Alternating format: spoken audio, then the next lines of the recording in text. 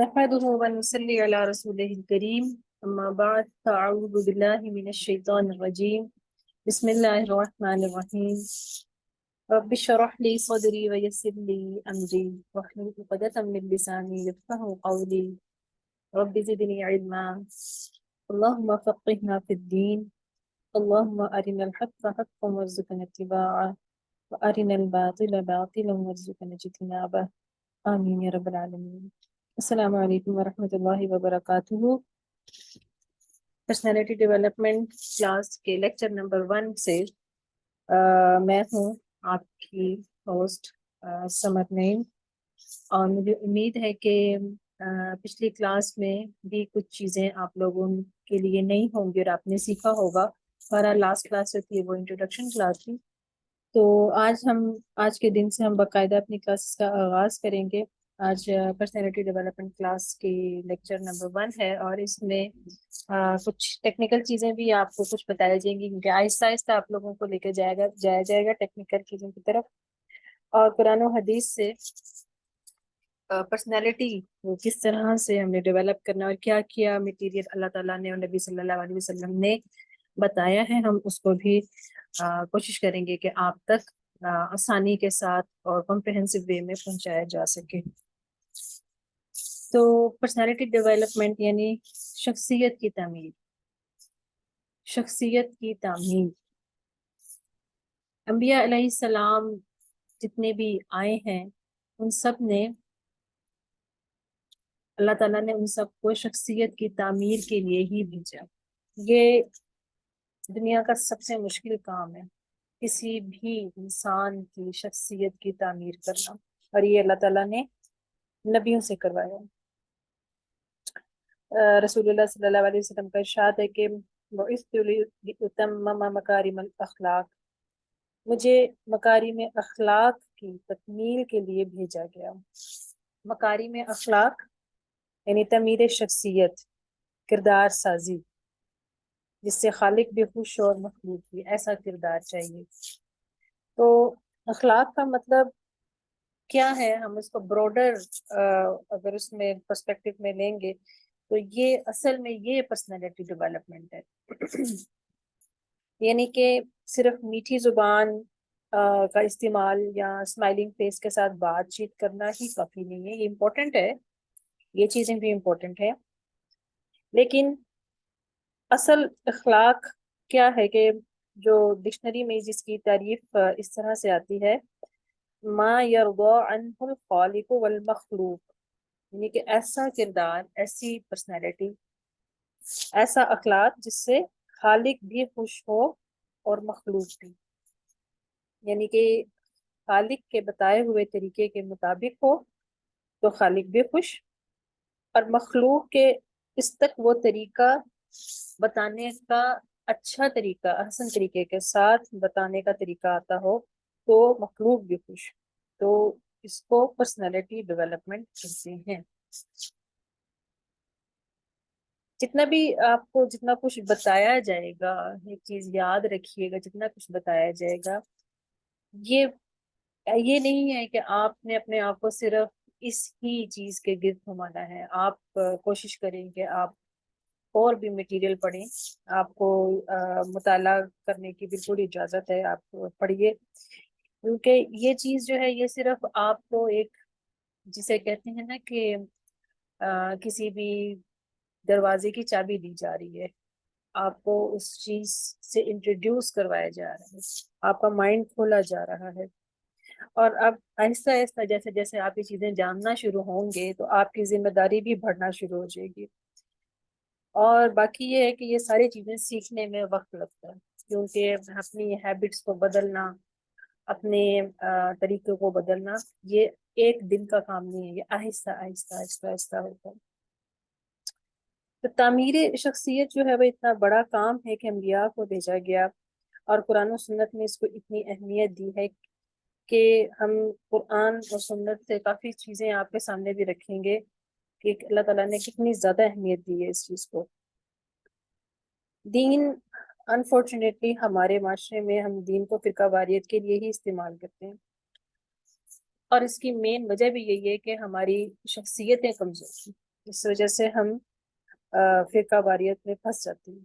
اگر ہم یہ تھوڑا سا غور کریں تو مدنی دور میں فوکس جو تھا وہ زیادہ عبادات اور احکامات جو تھے وہ مدنی دور میں نازل ہوئے۔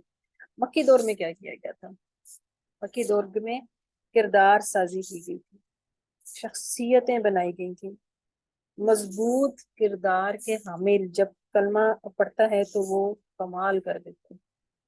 جتنا انسان کا کردار مضبوط ہوگا دین کو اتنا ہی فائدہ ہے۔ تو اگر کردار مضبوط ہو، شخصیت مضبوط ہو، تو ایسا انسان جو ہے وہ دین کے لیے بہترین ہوتا ہے۔ تو یعنی کہ اگر ہم اس کو سم اپ کریں تو اچھا انسان جو تھا وہ مکہ میں بنایا گیا اور اچھا مسلمان مدینہ میں بنایا گیا۔ کردار کا کام جو ہے وہ مکہ میں ہوا، احکام و مسائل اور یہ باقی چیزیں جو تھی وہ مدینہ میں کی گئی، اور اس کے ساتھ ساتھ کردار سازی کی۔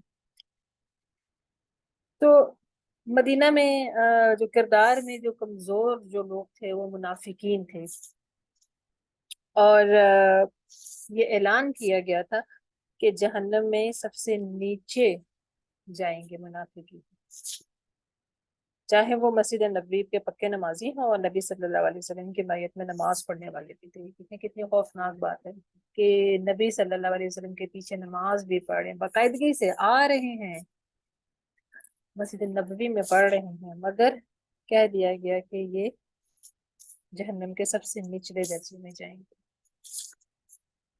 تو آج کے دور میں الہامی کتابوں کو ماننے والے بیسیکلی دو ہی کیٹیگریز ہیں، ایک اہل کتاب جس میں جوز اور کرسچنز دونوں شامل ہیں، دوسرا مسلمان۔ اہل کتاب خاص طور پہ جوز کے متعلق یہ بہت زیادہ مشہور ہے کہ وہ انبیاء کو بھی قتل کر دیتے تھے۔ ابن القیم جو تھے انہوں نے ان کے مطابق کہ بنی اسرائیل میں ایک دن میں 70 نبیوں کو شہید کیا تھا، اور اگلے دن جن لوگوں نے پروٹیسٹ کیا تھا، احتجاج کیا تھا، ان میں بھی 140 تھے جن کو شہید کر دیا گیا۔ یعنی کہ اتنے پے در پے اور اتنے زیادہ تعداد میں، جن ہزاروں کی تعداد میں نبی آئے تھے، ایک وقت میں کتنے کتنے نبی موجود ہوتے تھے۔ تو قرآن نے حالانکہ ان کو اہل کتاب کہہ کے پکارا ہے، کتاب والے یعنی علم والے، ان کے پاس کتاب دی گئی، اور قرآن جو ہے وہ بھرا ہوا ہے جس میں پے در پے قرآن میں ذکر ہے کہ کردار میں یہ لوگ کتنے کمزور تھے، اور ان کی منافقت کے بارے میں اور ان کی کردار کے بارے میں قرآن نے کھول کھول کر بتایا۔ اس کے مقابلے میں مکے والے جو تھے وہ علم میں تو کم تھے مگر کردار میں بہت مضبوط تھے، اپنی زبان کے پکے تھے، جو بات ایک دفعہ کہہ دیتے تو پورا کرتے، یہاں تک کہ اگر ان کے باپ کا قاتل بھی سامنے آ جاتا اور اس کو اگر کسی نے امان دی ہوتی تو اس کو کچھ نہ کہتے تھے، ان کا کردار بہت مضبوط تھا۔ تو معلوم یہ ہوا کہ تعلیم اور کردار دو الگ الگ چیزیں ہیں۔ ہم آج کے دور میں بھی دیکھتے ہیں کہ کتنے پڑھے لکھے لوگ مگر کردار کے حساب سے زیرو ہیں، اور بہت سارے ایسے لوگوں سے بھی آپ کا سامنا ہوا ہوگا، آپ جانتے ہوں گے کہ جو تعلیم کے لحاظ سے، آج کل کی تعلیم کے لحاظ سے تو کوئی اتنے زیادہ وہ نہیں ہے ڈگری یافتہ، لیکن کردار ان کا بہت مضبوط ہے۔ ایک صاحب اپنا واقعہ سناتے ہیں کہ کسی دور دراز کے علاقے میں وہ جا رہے تھے، رات کا ٹائم ہو گیا، تو ان کی گاڑی کا ٹائر جو تھا وہ پنکچر ہو گیا یا خراب ہو گیا، پرابلم ہو گئی۔ تو ان کو اب ڈر ہوا کہ اس ویرانے میں رات کا ٹائم ہے اور کہیں کوئی ڈاکو وغیرہ نہ آ جائیں۔ تو اتنے میں کیا دیکھتے ہیں کہ 2-3 لڑکے جو تھے وہ آ رہے تھے مجھ سے، وہ ڈر گئے، میں نے کہا پتہ نہیں ابھی کیا کریں گے میرے ساتھ۔ خیر وہ لوگ آئے اور انہوں نے آ کے پوچھا انکل کہ انکل کیا ہوا، انہوں نے کہا کہ اس طرح میری گاڑی کا ٹائر پنکچر ہے۔ تو انہوں نے کہا اچھا آپ کہہ رہے ہیں ہم اس کو ٹھیک کر دیجیے۔ انہوں نے کہا کہ آپ کے پاس وہ ایکسٹرا جو اسٹفنی جو ہوتی ہے وہ ہے؟ انہوں نے کہا ہے۔ انہوں نے خیر وہ کر کرتے تو وہ لگا دیا۔ تو وہ دیکھتے رہے، اس کے بعد انہوں نے کہا کہ پیسے دینے چاہے ان کو، انہوں نے کہا کہ انکل پیسے جو ہوتے ہیں محنت کے ہوتے ہیں، خدمت کرنی ہوتی، ہم نے جتنی کمائی کرنی تھی آج ہم اپنی دیہڑی لگا آئے ہیں، یہ تو ہم نے خدمت کی ہے۔ تو وہ آدمی کہتے ہیں کہ میں اتنا زیادہ شرمندہ ہوا کہ میں کیا سوچ رہا تھا، اور یہ کیا، یہ ان لوگوں نے مجھے کیا میرا کام بھی کیا اور مجھے سبق بھی سکھا کر دیا۔ تو کردار یہ ہے۔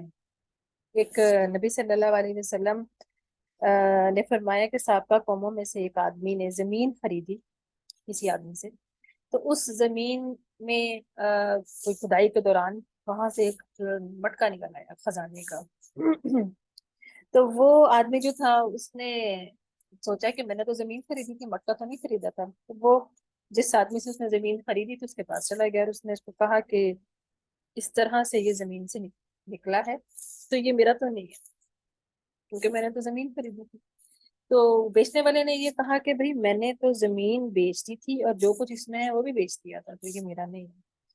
ابھی دیکھیں کہ یہاں پر لڑائی ہوتی ہے کہ یہ میرا ہے اور یہ میرا ہے، اور وہ وہاں پر معاملہ چل رہا ہے یہ تیرا ہے یہ تیرا ہے۔ کرتے کراتے معاملہ جو تھا وہ قاضی کے پاس پہنچ گیا۔ قاضی نے کہا کہ معاملہ سارا سنا، تو اس نے کہا کہ ان دونوں سے پوچھا کہ تم دونوں کی کوئی اولاد ہے؟ تو انہوں نے کہا کہ ایک نے کہا کہ میرا بیٹا ہے، دوسری نے کہا میری بیٹی ہے۔ اس نے کہا کہ بھئی اس کا فیصلہ صرف یہی ہے کہ تم دونوں آپس میں اپنے بچوں کی شادی کر دو اور یہ جو خزانہ جو ہے یہ ان کو دے دو۔ تو یہ چیزیں جو ہم جب یہ سنتے ہیں تو ہمارے ذہن میں کچھ تصورات آتے ہیں اور ہمیں پتہ چلتا ہے کہ کردار کن کن چیزوں میں کس طرح سے کردار جو ہے کردار آپ کو شخصیت جو ہے وہ اپنا اثر چھوڑتی ہے۔ تو ہم اس کے اوپر بات کرتے رہیں گے آہستہ آہستہ۔ آپ کے ساتھ نبی صلی اللہ علیہ وسلم کی طرف سے علم سیکھنے والوں کو خوشخبری ہے، اور آپ سب لوگ یہ مت سمجھیے کہ آپ کوئی ایسا علم لے رہے ہیں جو کہ دین سے ہٹ کر ہے، بلکہ ہم جو چیز سیکھ رہے ہیں یہ دین کا حصہ ہے۔ تو اللہ تعالیٰ تو نبی صلی اللہ علیہ وسلم نے خوشخبری دی ہے۔ پرسنالٹی ڈیولپمنٹ کی مختلف ڈیفینیشنز جو ہیں وہ اویلیبل ہیں، اور کچھ ڈیفینیشنز کچھ لوگوں کی اپنی سکلز کے حساب سے اویلیبل ہیں اگر آپ نیٹ پہ بھی سرچ کریں، لیکن اوور آل جو ڈیولپمنٹ پرسنالٹی ڈیولپمنٹ کی جو ڈیفینیشن آتی ہے وہ کیا ہے کہ personality development is about building your capacities, nurturing your talent, enhancing your skill sets, working on your weaknesses and transforming them into strengths۔ یعنی کہ تعمیر شخصیت کیا ہے کہ اپنی صلاحیتوں کو پروان چڑھانا، نئی مہارتوں کو بڑھانا، اپنی کمزوریوں پر کام کرنے اور انہیں طاقت میں بدلنے کا نام ہے۔ یعنی کہ کیا چیز امپورٹنٹ ہے کہ اپنی کمزوریوں پر کام کرنے اور انہیں طاقت میں بدلنا، جو امپورٹنٹ چیز ہے۔ قرآن و حدیث بھی نکال کر دیکھ لینا تو ان میں بھی آپ کو یہ دو چیزیں ہی نکلیں، مین چیزیں ہیں، باقی ساری چیزیں اسی سے لنکڈ ہیں۔ ان مزید ان کی آگے ان کو کلاسیفائی کیا گیا ہے یا ان کی مزید اس میں ڈیٹیل ہے، لیکن مین چیزیں یہی ہیں۔ اچھا یہ چیز ایک یاد رکھیے کہ کمزوریاں جو ہے نا وہ گناہ نہیں ہیں، گناہ نہیں ہے، تقاضے بشریہ یہ ہمارے اندر موجود ہے۔ پرسنالٹی کا جو لفظ ہے یہ پرسونا سے نکلا ہے۔ پرسونا جو ہے وہ اس کا ایک معنی نقاب کے معنی میں بھی، کور کرنے کے معنی میں بھی آتا ہے، اور جن لوگوں نے یہ لفظ نکالا ہے ان کے نزدیک اس کا مقصد جو ہے وہ ظاہری لباس، گفتگو وغیرہ ہے، جو چیز ظاہر ہوتی ہے، جو چیز نظر آتی ہے۔ تو انہوں نے اس کو اسی لیے دو حصوں میں تقسیم کر دیا ہے، ایک ہے آؤٹر پرسنالٹی اور ایک ہے انر پرسنالٹی۔ تو ظاہری طور کے اوپر اپنے آپ کو مینٹین رکھنا، صاف ستھرا رکھنا، پریزنٹیبل رکھنا بہت اچھی بات ہے اور یہ ضروری بھی ہے، اللہ ताला अपने बंदे पर नेमत के आसार देखकर खुश होते हैं। अबू कहाफा जो अबू बकर रज़ी अल्लाह के वालिद थे, जब एक दफा नबी सल्लल्लाहु अलैहि वसल्लम के पास आए तो उनके बाल बिखरे हुए थे, तो आप सल्लल्लाहु अलैहि वसल्लम ने उनको कहा कि आप अपने बालों को ठीक करें। तो ये जरूरी है कि हम अपने आप को ज़ाहिरी तौर पर भी अच्छा रखें, मगर अंदरूनी तौर के ऊपर, इनर पर्सनैलिटी के ऊपर काम करना भी बहुत जरूरी है, और वो ज्यादा जरूरी है क्योंकि उसके बगैर आउटर पर्सनैलिटी भी कुछ नहीं है। तो इंसान की शख्सियत जो है वो उसका 3 तरह से पता चलता है। एक ये कि दूसरों के सामने क्या है, दूसरा ये कि अपने घर में क्या है, तीसरा ये कि तन्हाई में क्या है। असल शख्सियत जो है ना वो खलवत में होती है। दूसरों के सामने यानी कि ऑफिस में या आपका वर्किंग जो आपकी एनवायरनमेंट है, जॉब वगैरह में, स्कूल कॉलेज यूनिवर्सिटी वगैरह में आपका बिहेवियर क्या है, तो उसमें बहुत सारी चीजें छुपी होती हैं। और एक आपका प्रोफेशनल या एजुकेशनल एनवायरनमेंट में, अपने घर में इंसान काफी हद तक जो है वो फ्री होता है और वो असल उसमें होता है, लेकिन असली चीज जो है ना इंसान की वो उसकी खलवत में होती है, तन्हाई में क्या है। हुज़ैफा बिन यमान जो जिनको सिर रसूल भी कहा गया, नबी सल्लल्लाहु अलैहि वसल्लम ने उनको मुनाफिकीन के नाम बताए थे। तो ये मुनाफिकीन के नाम जानते थे, तो एक शख्स आया इनके पास और वो ये जानना चाहा कि कहीं वो मुनाफिकीन में से तो नहीं है। तो उन्होंने उससे पूछा, तो हुज़ैफा रज़ियल्लाहु अन्हु ने उससे 2 सवाल पूछे। एक ये कि जब गुनाह हो जाए तो क्या माफी मांगते हो, दूसरा क्या खलवत में नमाजें पढ़ते हो। 2 क्वेश्चंस किए। उसने कहा हाँ। फरमाया कि चले जाओ, तुम मुनाफिक नहीं हो। ये 2 जो क्वेश्चन किए गए थे, इन दोनों का ताल्लुक इंसान की खलवत के साथ है, जाती बातें थी। तो अगर खलवत ठीक है तो उसका मतलब है कि मामलात ठीक है। तो शख्सियत साजी जो है, इस पर गोरों ने भी काफी काम किया हुआ है, और काफी चीजें आपको उनकी भी मिलेंगी, और वो सारी चीजें उन्होंने भी हमारे दीन से ही उठाई हैं। बिजनेस के लिए इसीलिए उनकी कोर वैल्यूज बनी होती हैं, वो बनाते हैं प्रॉपरली, अरेंज करते हैं। और ये जिस तरह के आपके गोल्स हैं, सक्सेस है, टैलेंट है, नॉलेज है, लर्निंग पोटेंशियल, मोटिवेशन, स्ट्रेटजी, ये सारी चीजें बड़ी इंपॉर्टेंट हैं पर्सनालिटी के लिए। इसी तरह ही self awareness, self knowledge, identity, talent, potential, inspiration, ये सारी चीजें जो है अपनी जगह के ऊपर बहुत ज्यादा इंपॉर्टेंट है। तो इनर पर्सनालिटी जो है वो बिल्ड करना बहुत ज़रूरी है, और एक मुसलमान होने की हैसियत से हमें इसके ऊपर काम करना हमारे लिए और अहम है। हमें अपनी स्ट्रेंथ्स के ऊपर काम करना है, और हमें अपनी वीकनेसेस को जो है वो उसको बेहतर करना है। स्ट्रेंथ और वीकनेसेस, ये 2 चीज़ें बड़ी ख़ास हैं। जो अपनी स्ट्रेंथ्स को पहचान लेता है और जो अपनी वीकनेसेस को पहचान लेता है, उसके लिए कामयाबी के रास्ते खुलने शुरू हो जाते हैं। अभी देखें कि दोनों का रुख जो है ना ऑपोजिट है। स्ट्रेंथ्स दूसरी डायरेक्शन में जा रही हैं और वीकनेसेस दूसरी डायरेक्शन में जा रही हैं। तो इन दोनों का जानना बहुत जरूरी है कि अगर हम इनमें से अगर मिसाल के तौर पर वीकनेसेस को नहीं पहचानेंगे, तो वीकनेसेस हमें दूसरी डायरेक्शन में लेके जाना शुरू हो जाएंगे, जो कामयाबी की तरफ नहीं है। तो इन दोनों को पहचानना और इन पर काम करना के हिसाब से ये बहुत जरूरी है। तो जो बंदा अपनी मजबूती को नहीं पहचानता वो मायूसी का शिकार हो जाता है।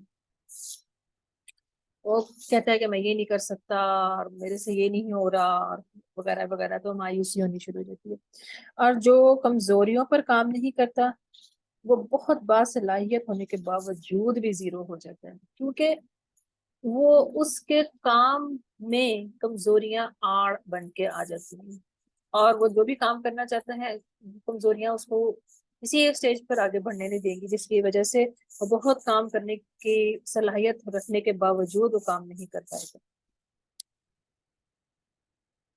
लेकिन इसका मतलब ये नहीं है कि आप इस चीज के इंतजार में रहें कि मेरी कमजोरियां खत्म होती, मैं जब मेरी सारी कमजोरियां खत्म हो जाएंगी तो फिर मैं कोई काम करूंगा। ऐसा वक्त कभी भी नहीं आएगा।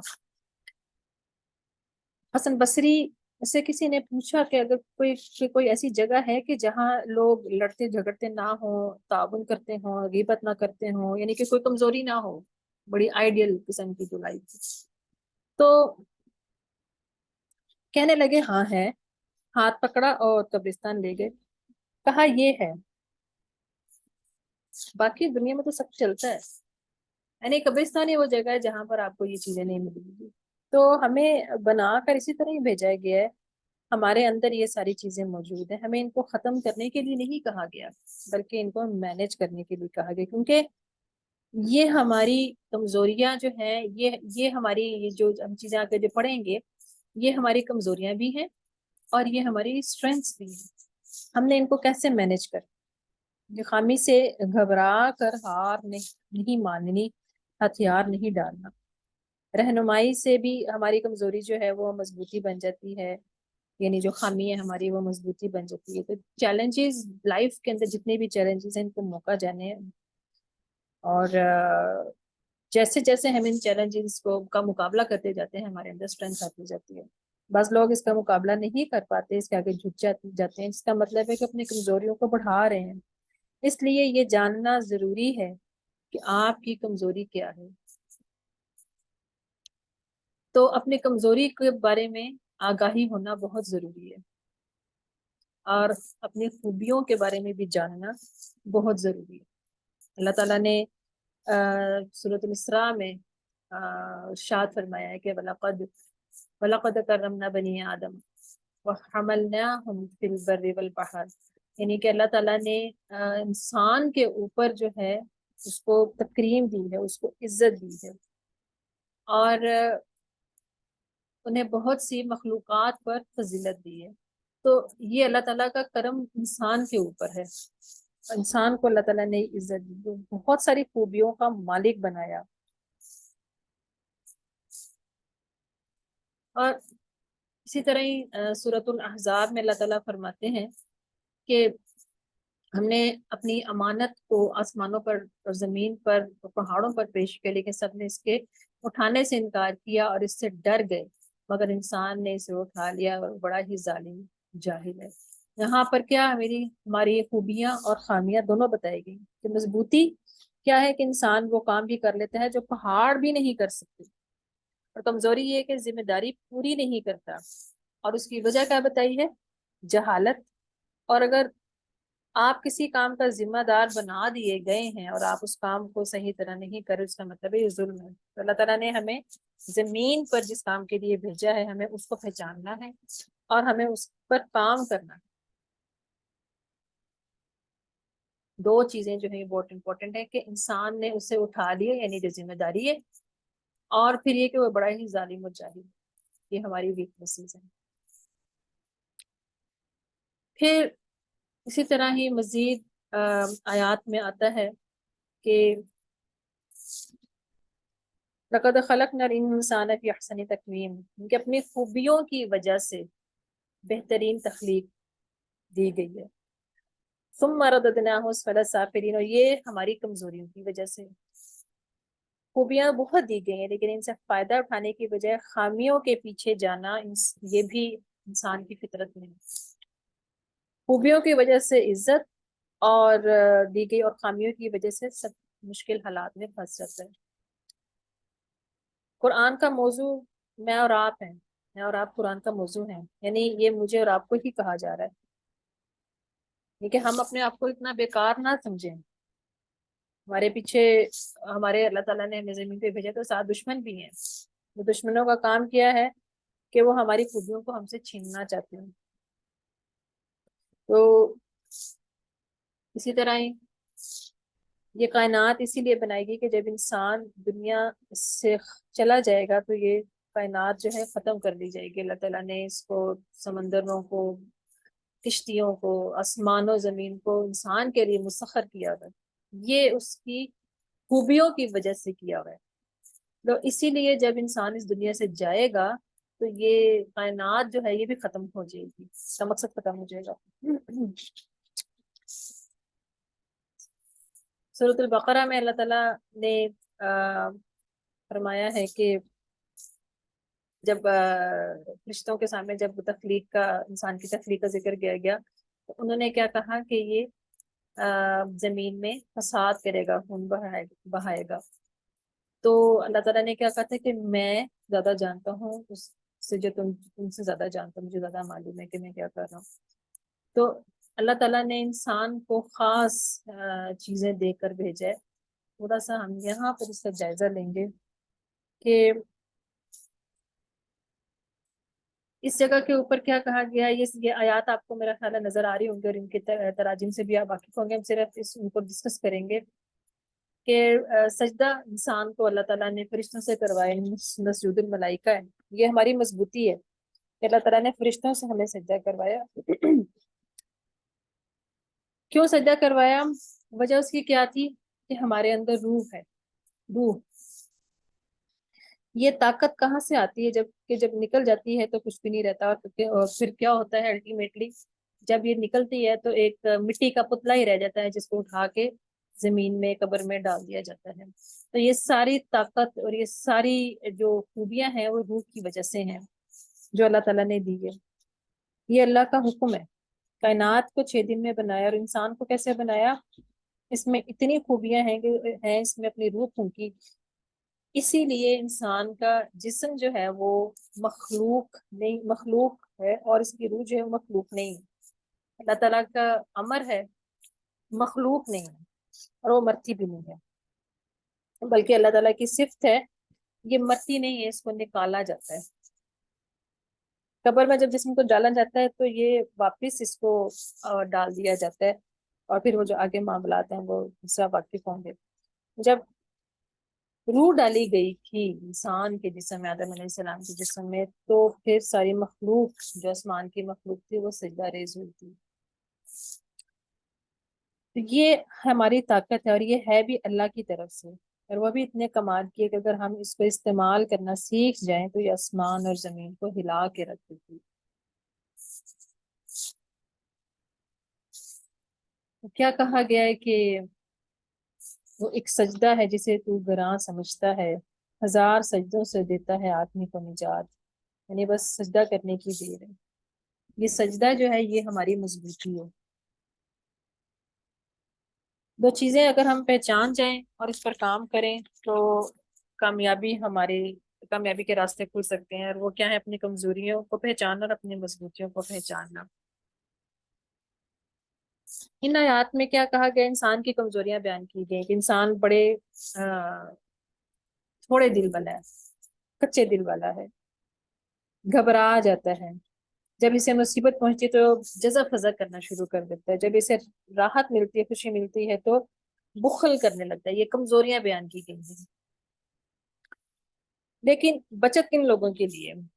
بچت ان لوگوں کے لیے ہے جو الا المصلین، جو نماز پڑھنے والے ہیں اور اپنی نمازوں پر ہمیشگی کرنے والے ہیں. یعنی کہ یہ چیز جو ہے یہ ہمیں ہماری ان کمزوریوں میں بہک جانے سے بچا لیتی ہے.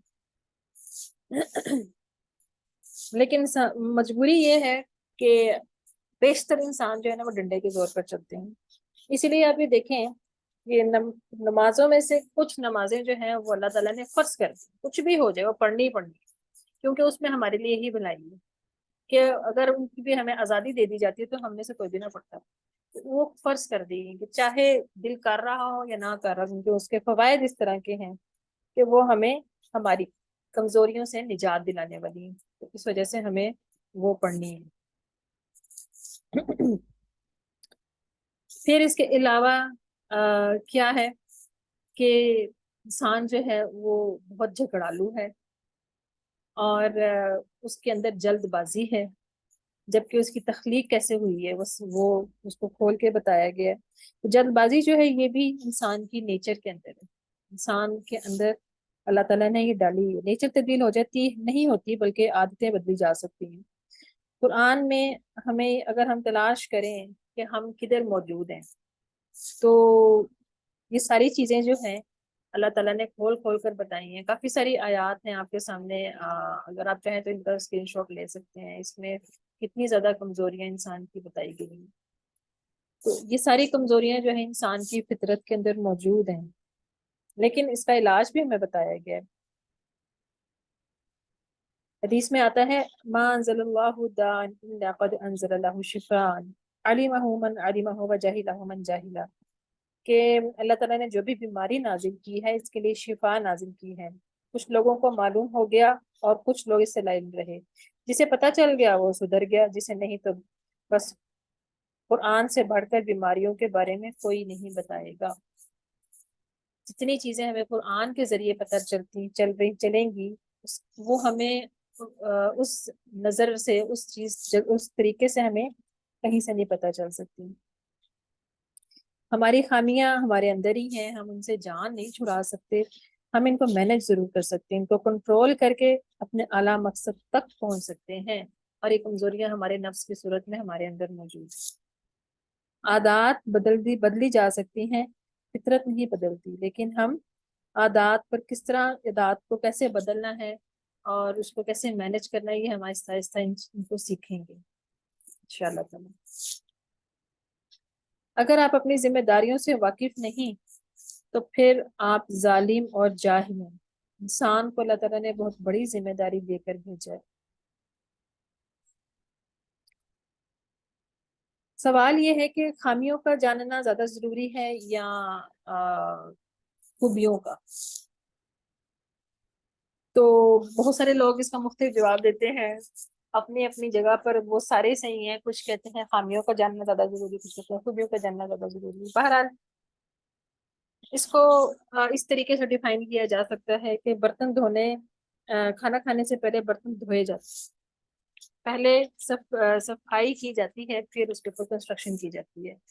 تو پہلے کام کیا جاتا ہے اپنی کمزوریوں پر، اور پھر اس کے بعد اس پر تعمیر کی جاتی ہے. اس کی بہت بڑی دلیل جو ہے وہ ہے کہ کلمہ کو دیکھتے ہیں نا، لا الہ، لا الہ میں پہلے خامی ختم کی گئی ہے، صفائی کی گئی ہے ہر قسم کے جھوٹے معبود کی، اور پھر اس کے بعد الا اللہ، پھر مضبوطی کو پکڑا گیا ہے کہ وہ خامی دور کر کے مضبوطی سے پکڑنے والی یہ چیز ہے الا اللہ، یعنی اللہ کی مرضی ہے اور بس. اب یہ چیز تو ہو گئی، تو طریقہ کیا ہوگا، کس طریقے سے ہم نے کام کرنا ہے، لے آؤٹ کیا ہوگا، فریم ورک کیا ہوگا. اس کے لیے پھر کیا ہے محمد رسول اللہ کے طریقہ وہ ہوگا جو نبی صلی اللہ علیہ وسلم. یہ اس میں ایک بہت بڑی دلیل ہے، کیونکہ نبی صلی اللہ علیہ وسلم کی آمد سے ہی دنیا جو ہے وہ روشن ہوئی، اور آپ سے پہلے دنیا گمراہی میں تھی. ایک لمبی حدیث ہے لیکن اس میں بڑی اہم بات کی جا رہی ہے، تو اس کا ترجمہ میں آپ کے سامنے رکھوں گی. حدیث یہ ہے کہ یہ بھی حدیث جو ہے حذیفہ بن یمان سے ہی ہے جو سر رسول تھے. حدیث کا ترجمہ یہ ہے کہ دوسرے صحابہ کرام تو رسول اللہ صلی اللہ علیہ وسلم سے خیر کے متعلق سوال کیا کرتے تھے، لیکن میں شر کے بارے میں پوچھتا تھا، اس خوف سے کہ کہیں میں ان میں پھنس نہ جاؤں. تو میں نے ایک مرتبہ رسول اللہ صلی اللہ علیہ وآلہ وسلم سے سوال کیا، یا رسول اللہ، ہم جاہلیت اور شر کے زمانے میں تھے، پھر اللہ تعالیٰ نے ہمیں یہ خیر و برکت یعنی اسلام کی نعمت عطا فرمائی، اب کیا اس خیر کے بعد پھر شر کا کوئی زمانہ آئے گا؟ پھر دیکھیں کہ سوال اس وقت کیا گیا، پھر کتنا اہم سوال ہے. نبی صلی اللہ علیہ وسلم نے فرمایا کہ ہاں، میں نے سوال کیا اور اس شر کے بعد بھی پھر خیر کا کوئی زمانہ آئے گا؟ آپ صلی اللہ علیہ وآلہ وسلم نے فرمایا ہاں، لیکن اس خیر پر کچھ دخن ہوگا، دھواں بھی کہا گیا اس کو، دخن ہوگا. میں نے عرض کیا وہ دخن کیا ہوگا، دھواں کیا ہوگا؟ آپ صلی اللہ علیہ وسلم نے جواب دیا کہ ایسے لوگ پیدا ہوں گے جو میری سنت اور طریقے کے علاوہ دوسرے طریقے اختیار کریں گے، یعنی میری پرسنالٹی سے ہٹ کر لوگوں کو دوسرے طریقوں کی طرف خیر پر بلائیں گے. آپ ان کو پہچانیں گے اور آپ ان کو نہیں بھی پہچانیں گے، یعنی کہ ان میں کوئی بات اچھی ہوگی، کوئی بری ہوگی. میں نے سوال کیا کیا اس خیر کے بعد پھر شر کا کوئی زمانہ آئے گا؟ حضرت صلی اللہ علیہ وسلم نے فرمایا کہ ہاں، جہنم کے دروازوں کی طرف بلانے والے پیدا ہوں گے.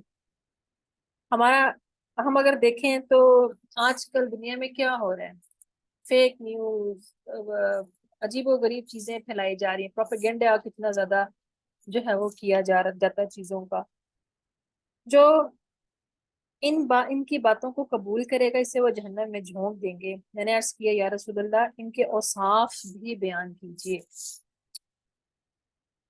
نبی صلی اللہ علیہ وسلم نے فرمایا کہ وہ لوگ ہماری ہی جلد یعنی ہمارے قوم و مذہب سے ہوں گے، ہماری ہی زبان بولیں گے۔ میں نے عرض کیا پھر اگر میں ان لوگوں کا زمانہ پاؤں تو میرے لیے آپ کا حکم کیا ہے؟ حضرت صلی اللہ علیہ وسلم نے فرمایا کہ مسلمانوں کی جماعت اور ان کے امام یعنی خلافت اسلامیہ کو لازم پکڑو، اس کے تابع رہو۔ میں نے عرض کیا اگر مسلمانوں کی کوئی جماعت یا خلافت نہ ہو، ان کو کوئی امام ہی نہ ہو جیسا کہ آج کل ہے، آپ صلی اللہ علیہ وسلم نے فرمایا پھر ان تمام فرقوں یعنی جتنے بھی سیاسی اور مذہبی پارٹیز ہیں ان تمام فرقوں سے اپنے آپ کو الگ رکھنا۔ کیوں؟ وجہ کیا ہے؟ مطلب اس میں کیونکہ یہ سارے اپنے مفادات کی طرف بلا رہے ہیں، کردار پر کام نہیں ہوگا۔ تو کہا گیا کہ ان سے اپنے آپ کو الگ رکھنا، اگرچہ تجھے اس کے لیے کسی درخت کی جڑ چبانی پڑے، یعنی کہ فقر و فقہ آ سکتا ہے، جاب لیس ہو سکتے ہو، نوکری نہ مل رہی ہو، کچھ کھانے کو مل نہ رہا ہو، لیکن اپنے آپ کو ان سے بچا کے رکھنا یہاں تک کہ تیری موت آ جائے اور تو اسی حالت پر ہو، تو یہ تیرے حق میں ان کی صحبت میں رہنے سے بہتر ہوگا۔ اگر ہم اس حدیث کو انٹرپریٹ کریں تو آج کے دور میں یہ کتنی زیادہ پوری ہو رہی ہے۔ جس دور سے ہم گزر رہے ہیں اس میں خیر کے مواقع تو کافی ہیں، طریقے اور آسانیاں بھی ہیں، مگر شر اس طرح طاقتور ہے۔ ہماری مضبوطیوں کو تقویت دینے والے کام کم اور ہماری کمزوریوں کو چھیڑنے والے زیادہ مواقع موجود ہیں۔ ان چیزوں کو ہم بہت اچھی طرح جانتے ہیں۔ تو تعمیر شخصیت اپنی کمزوریوں کو پہچان کر اس کو لگام دینے اور اپنے مضبوطیوں کو پہچان کر اس پر کام کرنے کی ضرورت کا نام ہے، اور اس کے لیے زیادہ لمبا چوڑا کام نہیں کرنا۔ صرف ہم نے کیا پہچاننا ہے کہ ہمارے اندر، ہم میں سارے انسان کے اندر 4 امپائر سلطنتیں ہیں، ان میں خیر بھی ہے اور ان میں شر بھی ہے۔ ان ہی کو ٹھیک کرنے کا نام پرسنالٹی ڈیولپمنٹ ہے۔ ان کو ہم نے ختم نہیں کرنا بلکہ ان کو ٹھیک کرنا ہے، ان سے ہم نے فائدہ اٹھانا ہے، ان کو مینج کرنا ہے۔ انہی کا نام آپ ایموشنل کنٹرول رکھتے ہیں، مختلف نام رکھتے ہیں، پرسنالٹی ڈیولپمنٹ اور سوشل ڈیولپمنٹ، سیلف ڈیولپمنٹ، جو بھی آپ رکھتے ہیں بس انہی چیزوں سے نکلیں گے۔ یہ کون سے ہیں؟ نمبر 1 سب سے پہلے مائنڈ سیٹ۔ حدیث میں آتا ہے انا عند ظن عبدی بی، میں اپنے بندے کے ساتھ اس کے گمان کے مطابق ہوں، یعنی ہمارے سارے ایکشن مائنڈ سیٹ پر منحصر ہیں۔ اسی لیے سوچ ہمارے تعلقات کی فاؤنڈیشن ہوتی ہے، جو ہم سوچتے ہیں وہی ہمارے تعلقات کی بیس ہوتی ہے، تاکہ حتیٰ کہ ہم کسی کے بارے میں یہاں تک بھی کہا گیا ہے کہ کسی کے بارے میں اگر اچھا سوچنا شروع کر دیں تو وہ بندہ بھی ہمارے بارے میں اچھا سوچنا شروع کر دے گا، چاہے وہ ہم سے بہت دور بیٹھا ہو۔ NLP پڑھانے والے اس کو بہت اچھی طرح سمجھتے ہیں، اور وہ کہتے ہیں کہ ہمارے ایمانیات جو ہیں، ہمارے مفصل، ہمارے مجمل جو ہیں، ہمارے ایمانیات جو ٹوٹل جو ہیں وہ مائنڈ سیٹ سے ہی تعلق رکھتے ہیں، ان کا تعلق مائنڈ سیٹ سے ہی ہے۔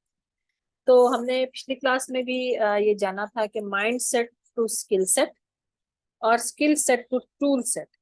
مائنڈ سیٹ کے اوپر کام ہوگا تو اسکلز ڈیولپ ہوں گے، اور اسکلز جب ڈیولپ ہوں گی تو پھر ہم وہ ٹولز جو ہوں گے ان کو استعمال کر کے اپنے آپ کو کامیابی کی طرف لے جا سکتے ہیں۔ تو جب تک ہم ذہنی طور پر تیار نہیں ہوتے، ہم اپنی ریپیئرنگ ہی کرواتے رہیں گے ساری زندگی، یہ غلط ہو گیا، وہ غلط ہو گیا، اس کو ٹھیک کر لو، اس کو ٹھیک کر لو، اور اپنے مقصد کی طرف رواں نہیں ہو سکیں گے۔ ہمارا مائنڈ پوری دنیا ہے، یہیں سے تعلقات بنتے ہیں اور یہیں سے بگڑتے ہیں۔ اگر ہم اپنی تھنکنگ جو ہے وہ پازیٹیو رکھیں گے تو زندگی میں لڑائیاں جھگڑے اختلافات کم ہوں گے، اور اگر ہوں گے تو ان کو ٹھیک کر دیں گے۔ یہ تو نہیں ہو سکتا کہ نہ ہوں گے، لیکن ہم ان کو ٹھیک کرنے کے بارے میں سوچیں گے کیونکہ ہم نے آگے بڑھنا ہے۔ لیکن اگر ہم منفی سوچ رہیں گے تو تعلقات کے بگاڑ کا باعث نہیں۔ تو مائنڈ سیٹ جو ہے وہ بہت ضروری ہے، سوچ سے ہر چیز کا آغاز ہوتا ہے۔ دوسرا ہے ہارٹ سیٹ، یہ آپ کے دل کی دنیا کیسی، دل دل جو ہے نا، دل کا بادشاہ۔ تو ابراہیم علیہ السلام نے جب اللہ تعالیٰ کے حکم پر حج کے لیے اعلان کیا تھا تو وہاں ایک خاص بات کہی تھی، سورہ ابراہیم آیت نمبر 14 میں آتا ہے، اس کا حصہ ہے کہ کہا گیا تھا کہ فَاجْعَلْ أَفْئِدَةً مِنَ النَّاسِ تَهْوِي إِلَيْهِمْ، کہ کچھ لوگوں کے دلوں کو ان کی طرف مائل کر دے، یہ نہیں کہا گیا کہ لوگوں کو ان کی طرف مائل کر دے، دلوں کو مائل کر دے۔ تو دل جو ہے اس کا ہی تعلق ہے، دل جس کام کی طرف راغب ہے وہ کام آسان ہو جاتا ہے۔ اسی طرح سورہ قاف میں بھی ہم نے پڑھا تھا کہ اس میں ہر صاحب دل کے لیے عبرت ہے، اور اس کے لیے جو دل سے متوجہ ہو کر کان لگایا وہ حاضر ہو۔ تو قرآن میں اس کے لیے بہت کچھ ہے۔ تو فائدہ انہیں کو ہوتا ہے جو دل کی دنیا سے آتے ہیں، زندہ آدمی کو داتا ہے اور مردہ کو لایا جاتا ہے۔ دل جو ہے اصل میں سارا کام جو ہے وہ دل کے اوپر کرنے والا ہے۔ دل سے کام کریں تو ممکن ہی نہیں کہ وہ نہ ہو۔ ہمارے ہاں کوئی بھی کام کیا جاتا ہے، نوکری بھی کی جاتی ہے، کام کیے جاتے ہیں، تو وہ ایک بوجھ سمجھ کے، ذمہ داری سمجھ کے کیے جاتے ہیں، اس وجہ سے اس کا معیار وہ نہیں ہوتا۔ اور دل سے اگر کام کریں تو اس کا معیار بہت اچھا ہوگا۔ جس طرح ہارٹ پیشنٹ جو ہوتے ہیں ان کے بارے میں ہوتا ہے نا کہ وہ ایک رسکی لائف پر ہے، تو روحانی طور پہ بھی ہمارا دل کمزور ہے نا، تو بھی ہم رسکی لائف پر ہی ہیں روحانی طور پر۔ ایک صاحب ایک دفعہ اپنے کچن میں گئے اور انہوں نے اپنے کوک سے کہا کہ آج کھانا میں بناؤں، اس نے کہا ٹھیک ہے۔ انہوں نے سبزی وغیرہ کاٹی اور مسالے وغیرہ سارے جتنی چیزیں تھیں وہ تیار کر کے تو انہوں نے ہانڈی میں ڈال دی اور تھوڑی دیر کے لیے بیٹھ گئے باتیں کرنے کوک کے ساتھ۔ تو تھوڑی دیر کے بعد دھیان گیا تو پتا چلا کہ جی ہانڈی تو پکی نہیں رہی، اس لیے کہ چولہا ہی نہیں جلا ہوا۔ تو وہ جو کک تھا اس نے کہا کہ چلے میں آپ کو نا ایک لیسن دیتا ہوں اسی بات سے۔ اس نے کہا کہ جس طرح ساری چیزیں آپ نے تیار کر کے ڈال دی اور وہ نہیں ہانڈی پکی، اسی طرح ہی ساری عبادات، نماز، روزہ فائدہ نہیں دیتی جب تک کہ تقوی کی آگ نہیں لگتی۔ تقوی وہ کہہ لیں کہ وہ ایک ضروری ایلیمنٹ ہے کہ جو ان عبادات سے اور ان چیزوں سے، جہاں پر اس نے ہمیں جو فائدہ پہنچانا یا ہمیں جو جس حرارت کی ضرورت ہوتی ہے نا وہ تقوی ہے۔ تو یہ ساری چیزیں جو ہیں اس وقت فائدہ دیتی ہیں۔ اسی طرح اسی لیے قربانی کا بھی کہا جاتا ہے نا، اللہ تعالیٰ کہتے ہیں کہ قربانی کا خون اور گوشت تو نہیں پہنچنا، لیکن کیا چیز پہنچتی ہے اللہ تعالیٰ کے پاس، وہ تقوی ہے۔ تو کام کوئی بھی ہے، کام ہم کوئی بھی کر رہے ہیں، دیکھیں کہ ہمیں کام دل سے کر رہے ہیں کہ نہیں کر رہے، کیونکہ محبت بھی دل سے ہی ہوتی ہے۔ جس طرح وہ آپ کسی پھول کو دیکھتے ہیں نا تو آپ اس کو لو کرتے ہیں یا لائک کرتے ہیں؟ اگر آپ اس کو لائک کرتے ہیں نا تو آپ اس کو توڑ کر گلدان میں سجا لیں گے یا بالوں میں لگا لیں گے، لیکن اگر آپ اس سے محبت کرتے ہیں تو آپ اس کی حفاظت کریں گے، اسے پانی دیں گے اور اس جیسے اور پھول لگائیں گے۔ یہ ڈفرینس ہے لو میں اور لائک میں۔ تو جو بھی کام جو ہے وہ محبت سے کیا جاتا ہے نا تو اس کی قدر بڑھ جاتی ہے، اس میں ایک نئی زندگی آ جاتی ہے۔ کوئی بھی جاب، کوئی بھی کام، کوئی بھی رول، کسی بھی رول میں آپ as a mother, as a wife, as a sister, as a doctor, as a friend, کسی بھی رشتے میں ہیں، اگر آپ اس رول کو دل سے کر رہے ہیں یا نہیں، یہ آپ صرف سمجھوتا کر رہے ہیں۔ گھر کے کام کرنے ہیں، مردوں کے اپنے ذمہ کے کام ہے، انہوں نے راشن لے کر آنا، عورتوں کے ذمہ اپنے کام ہے، تو وہ اس کو فرض سمجھ کے کر رہے ہیں، دل و لاد سے کر رہے ہیں کہ ذمہ داری ہے یہ کرنا ہے، یا دل سے کر رہے ہیں۔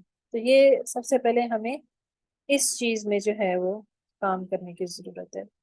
نبی صلی اللہ علیہ وسلم نے فرمایا ہے کہ نبی حدیث کا جو حصہ ہے کیا ہے کہ اللہ تعالیٰ نبی صلی اللہ علیہ وسلم نے کیا فرمایا ہے کہ الا وان فی الجسد مضغۃ اذا صلحت صلح الجسد كله واذا فسدت فسد الجسد كله الا وهي القلب۔ کیا ہے کہ سن لو، بدن میں ایک گوشت کا ٹکڑا ہے، جب وہ درست ہوگا سارا بدن درست ہوگا، جہاں بگڑا سارا بدن بگڑ گیا۔ سن لو، وہ ٹکڑا دل ہے۔ دل کے لیے بہت زیادہ جو ہے ہمیں نبی صلی اللہ علیہ وسلم نے بھی سکھایا، آپ صلی اللہ علیہ وسلم بہت دعا کیا کرتے تھے، یا مقلب القلوب ثبت قلبی علی دینک۔ تو نبی صلی اللہ علیہ وسلم جن کے دل کو اللہ تعالیٰ نے نور سے دھلوایا تھا، اور آپ صلی اللہ علیہ وسلم اخلاق کے اعلیٰ درجے پر فائز تھے، آپ صلی اللہ علیہ وسلم اتنی زیادہ دعا کرتے تھے، تو ہمیں اپنے لیے بھی بہت زیادہ یہ دعا کرنی چاہیے۔ دل اگر صحیح ہے، دل کے معاملات ٹھیک ہیں، تو پھر ساری چیزیں ٹھیک ہیں۔ کیا ہے کہ نبی صلی اللہ علیہ وسلم کے فرماتے ہیں کہ دل جو ہے کہ دو انگلیوں کے درمیان، جہاں اللہ تعالیٰ اس کو چاہے پھیر دیتا ہے۔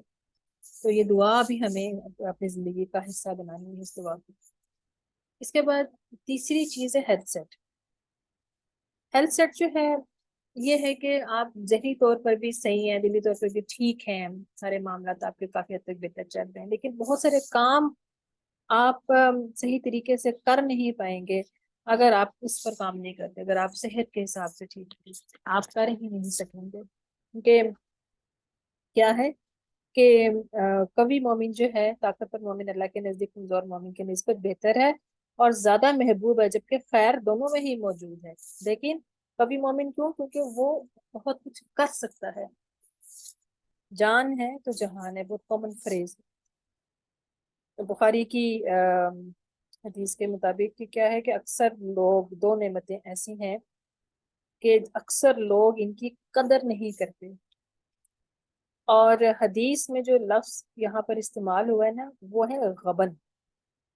غبن کرتے ہیں، غبن کو اگر ڈیفائن کیا جائے نا لینگویج کے حساب سے، تو اس میں آتا ہے کہ وہ اس کے معاملات میں کرپٹ ہیں، کرپٹ ہیں۔ کون سی دو نعمتیں ہیں؟ ایک ہے صحت اور ایک ہے فراغت۔ یہ فراغت پہ بھی ہم بعد میں بات کریں گے، صحت کی بات ہو رہی ہے یہاں پر کہ ان کے معاملے میں لوگ بہت کرپٹ ہیں۔ جب صحت اچھی ہوتی ہے تو ہم خیال ہی نہیں کرتے، بے احتیاطیاں کر رہے ہیں، نہ ہماری ایٹنگ ہیبٹس اچھی ہیں، نہ ہماری سلیپنگ ہیبٹس اچھی ہیں، نہ ہمارے باقی معاملات ٹھیک ہیں، تو جب ہم بیمار ہوتے ہیں تو ہم ڈاکٹر کے پاس جاتے ہیں۔ جبکہ ہمیں ایسے لوگوں کے ساتھ تعلقات رکھنے چاہیے تاکہ ہمارے معاملات ٹھیک رہیں اور ہم اپنے آپ کو صحیح پیٹرن پر رکھیں، ہمیں پتا ہو کہ ہم نے کیا کرنا ہے۔ ہمارا ملک اس لحاظ سے پھر بھی خوش قسمت ہے کہ ابھی بھی ہمیں بہت ساری چیزیں خالص مل جاتی ہیں۔ ہم اسلام آباد جیسے شہر میں بھی بہت ساری چیزیں ہمیں آرگینک مل جاتی ہیں۔ تو ہم اگر اپنے آپ کو ان چیزوں پر ہیلتھ وائز بھی اپنے پیٹرن ٹھیک کریں تو ہمارے لیے آسانی ہوگی۔ دو چیزیں جو ہے نا جس سے یہ پتہ چل جاتا ہے کہ آپ صرف باتیں کریں کہ آپ کام بھی کریں گے، وہ چیزیں کون سی ہیں کہ آپ کی ایٹنگ ہیبٹس اور سلیپنگ ہیبٹس کیسی ہیں۔ اور اگر آپ یہ چیزیں آپ کی ڈسٹرب ہے نا، تو پھر آپ اس کا مطلب ہے آپ جھوٹ بول رہے ہیں، آپ صرف باتیں کر رہے ہیں، کام نہیں کچھ کر سکیں گے۔ یعنی کہ ہم جانتے ہیں کافی آپ میں سے بھی کافی لوگ یہ جانتے ہوں گے اور ان کا معلوم ہوگا کہ ہمارے سوسائٹی کے اندر یہ دونوں چیزیں کس حد تک ڈسٹرب ہو چکی ہیں، سلیپنگ ہیبٹس اور ایٹنگ ہیبٹس دونوں۔ تو ان دونوں چیزوں یہ دو چیزیں بہت امپورٹنٹ ہیں۔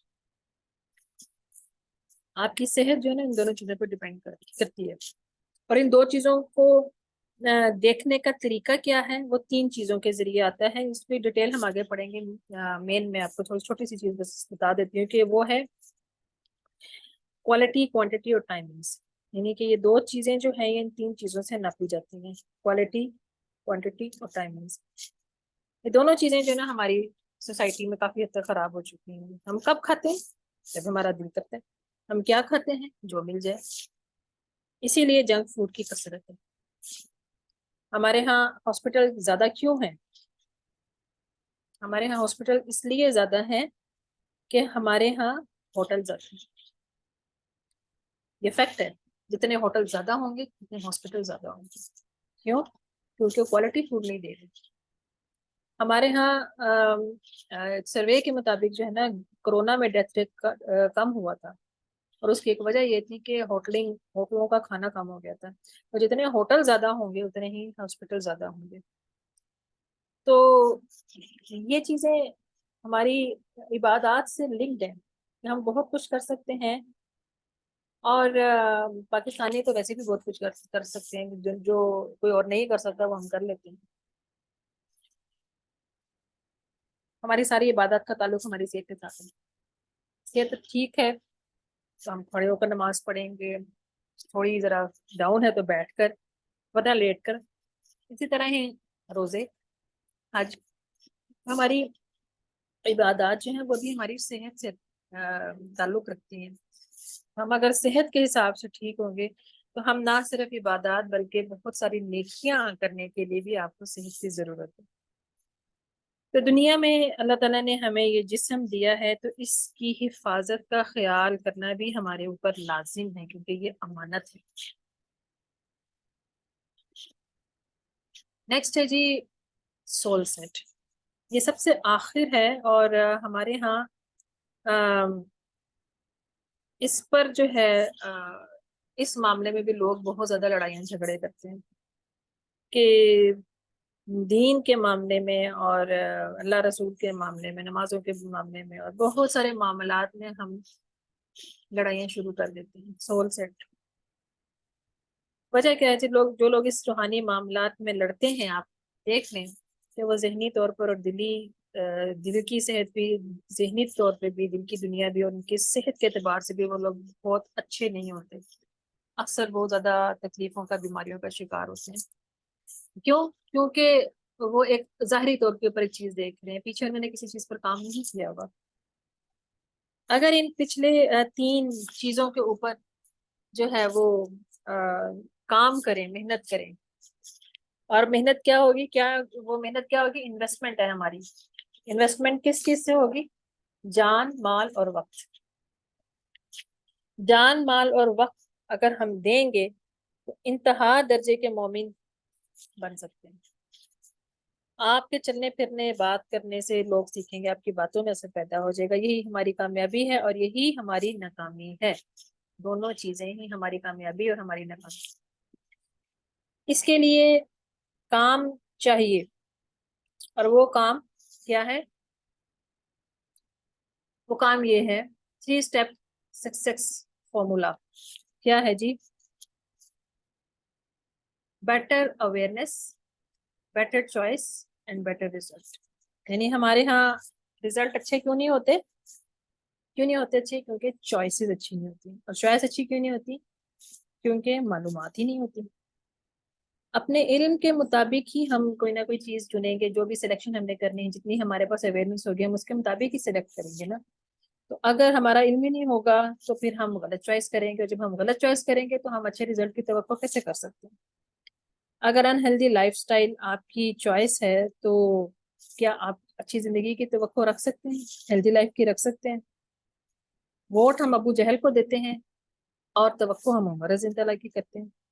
हम ईमान पर मरना चाहते हैं मगर ईमान पर जिंदा नहीं रहना चाहते। अमेरिका में जाकर कोई बात कर रहे थे कि अमेरिका में जाकर इस्लामी स्कूल जाते हैं और यहाँ रहकर अमेरिकन स्कूल जाते हैं। ये हमारे स्टैंडर्ड्स। जहाँ कहीं भी आप देखेंगे, जहां भी अगर रिजल्ट खराब है, इसका मतलब है कि वहाँ चॉइस खराब है। ये इसकी मेन रीजन है। तो ये मेच्योरिटी मॉडल जो है, ये हमने लास्ट टाइम भी हमने पढ़ा था, मैंने आपको दिखाया था। आज इसको फिर देख लेते हैं कि हम अपनी कमजोरी और मजबूतियों के हिसाब से 3 कैटेगरीज में तकसीम है। और वो क्या है कि एक ये है क्लास सी, जो कि अपनी एज से कम है और मेच्योरिटी इनकी कम है। और ये क्या है कि ये लूजर्स हैं। जो लोग बराबर हैं मेच्योरिटी के हिसाब से, समझते हैं अपनी जिम्मेदारियों को, तो वो फॉलोअर्स हैं। और जो लोग अपनी एज से ज्यादा हैं, वो ज्यादा अपनी जिम्मेदारियों को पूरे करते हैं, तो वो लीडर्स होते हैं। मगर हम अगर हम इधर हैं, ज्यादातर लोग हमें से इधर ही हैं, उसका मतलब ये नहीं है कि हम इम्प्रूव नहीं कर सकते। हम इम्प्रूव कर सकते हैं आहिस्ता आहिस्ता। हमें हमने अपने आप को इम्प्रूवमेंट की तरफ लेके जाना है, सी से बी और फिर बी से ए। तो हमारी अपनी रोल के हिसाब से हमें जो है, जो चीजें हमें मालूम है, ये भी हमने میرا خیال ہے پچھلی دفعہ بھی آپ کو شاید دکھائی تھی کہ 3 درجے ہیں اس کے، کہ اپنی ذمہ داری کے تقاضے پورے کرنا عدل ہے، اپنی ذمہ داری کے تقاضوں سے بہتر طور پہ پورے کرنا احسان ہے، اور کام کے تقاضے پورے نہ کرنا جو ہے وہ ظلم ہے۔ اگر ہم زیادہ تر جو ہے ہم میں سے جو ہے نا ہماری سوسائٹی جو ہے نا اس درجے پر ہے، کیونکہ ہمیں آگاہی ہی نہیں ہے۔ تو میں آج کہیں باہر گئی ہوئی تھی، سب واپس آ رہی اپنی بیٹی کے ساتھ، تو بہت شدید گرمی تھی سڑک پر، تو جو ٹریفک وارڈن بھی نہیں کھڑے ہوئے تھے، تو میں دیکھ رہی تھی کہ لوگ کوئی پرواہ نہیں کر رہے ہیں کہ ریڈ سگنل ہے یا نہیں ہے، اور ان کو ٹریفک وارڈن نہیں نظر آ رہا، اور گرمی کی شدت بھی ہے، تو دھڑا دھڑ وہ جائی جا رہے ہیں سگنل توڑ کے بڑے آرام سے، جہاں جس کو موقع مل رہا ہے، سوائے چند لوگوں کے کہ جو کھڑے ہوئے ہیں اشارے پر۔ تو ہم لوگ کیوں انتظار کرتے ہیں کہ ہمارے سر پر ڈنڈا ہو تو ہم اپنی ذمہ داریوں کو پورا کریں؟ ہمارے اندر یہ کیپیسٹی ہی نہیں ہے۔ آپ کو پتہ ہے کہ پھر یہ ایٹیچیوڈ جب ہم سڑک کے اوپر یہ دیکھ کے کہ ٹریفک وارڈن نہیں کھڑا اور ہم اشارہ توڑیں، تو یہ ہماری مینٹالٹی کون سی مینٹالٹی شو کرا رہے ہیں؟ یہ وہ مینٹالٹی شو کرا رہا ہے کہ ہم اپرچونسٹ ہیں، ہمیں جہاں بھی موقع ملے گا ہم وہاں پر غلط طریقے سے فائدہ اٹھائیں گے۔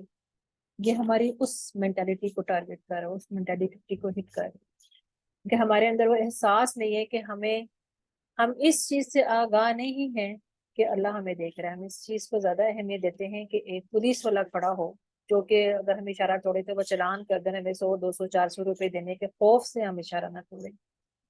تو یہ چیز ہم اپنے آپ کو دیکھ لیں کہ ہم کام کے کس درجوں کے اوپر ہم موجود ہیں۔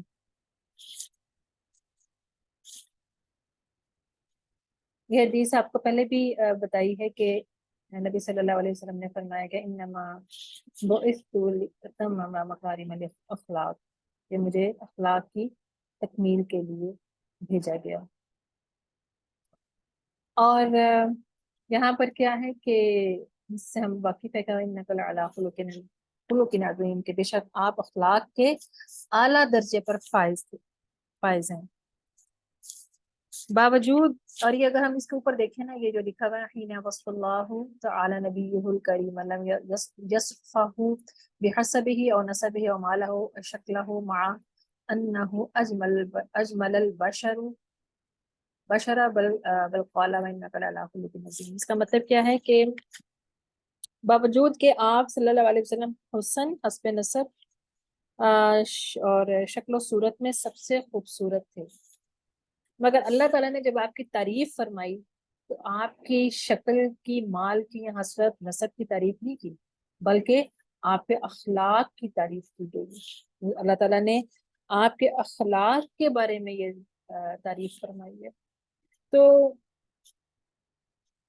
کیا کہا جاتا ہے کہ فجعل قیمتک بالاخلاق، اپنی قیمت بڑھائیے اپنی کردار سازی کے ذریعے، اتنی محنت کریں کہ کامیابی شور مچائے۔